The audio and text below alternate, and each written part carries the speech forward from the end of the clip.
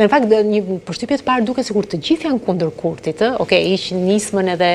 ato le të themi pakicat jo serbe me cilat ai po përpiqet të bëjë këtë koalicion qeverisës, por të tërë duket sikur po ja kthejnë kurizin. Këtë e pam edhe në sallë dje që ishin disa gjeste që vërtet të lexoheshin në këtë mënyrë, Po unë vazhdoj të mendoj që fitimtarët duhet jenë gjithmonë njerëz të cilët janë të tillë sepse mbartin sa vlerat të cilat nuk i kanë të tjerë. Dhe një ato vlerat të cilën do ta ketë fitimtari do të jetë fisnikëria dhe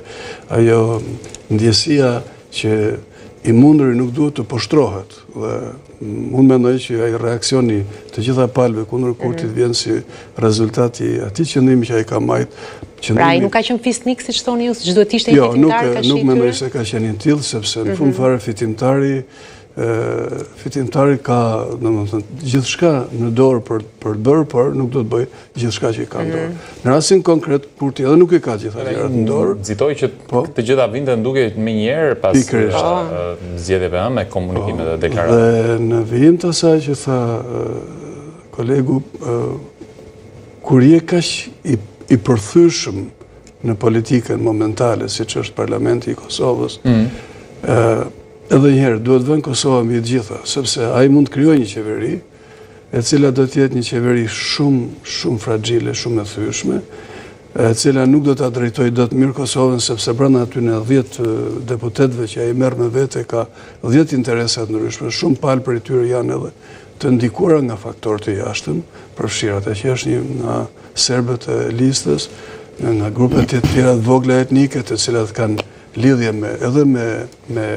fe dhe kombet e tjera të cilat mund të kenë influencat e tyre, dhe që pra e para do të jetë shumë. E dyta, që për mendimin tim është edhe më e rëndësishme, është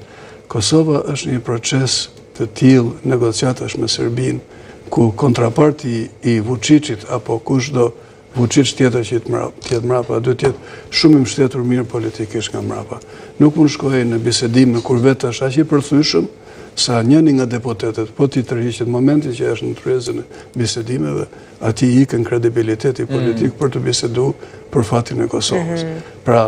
unë kam mendoj dhe vazhdoj të mendoj që mos pari një paqe kombëtare midis partive politike, të cilën duhet ta udhëheq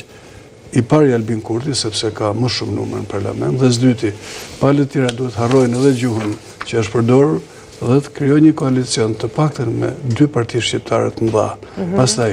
për të qenë sa më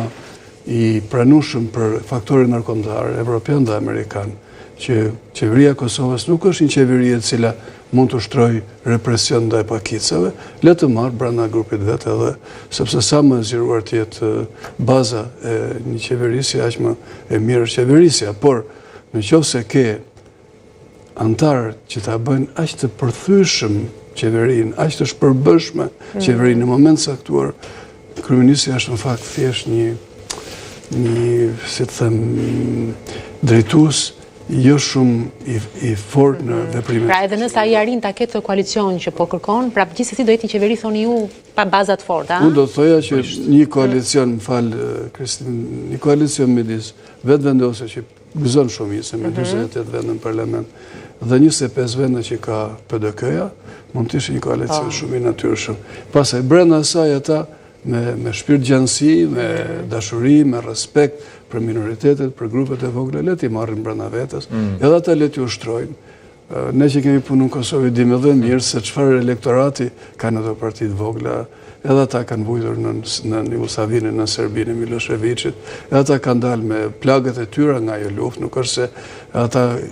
në kohën kur lufta zhvilloi ata ishin nëpër universitetin Cambridge në Oxford, ata ishin në Kosovë aty ku iknin, vriteshin, coptoheshin, përsekutoheshin, nganjëherë edhe kompromentoheshin, janë përdor. Ato kanë ato grupet vogla etnike që janë sot në parlament, të cilët për fatin e tyre, nga që janë grupet vogla, edhe janë përdor nga serbët përpara se sa të shirojë Kosova. Dhe ata janë përsëri një element i cili duhet mbajtur afër, duhet marrë me vete, por jo t'i japish kredon që një deputet e një partie të vogël ka vetëm një antar parlamenti, të rrëzon qeverinë kur të dush. Po, e vërtet.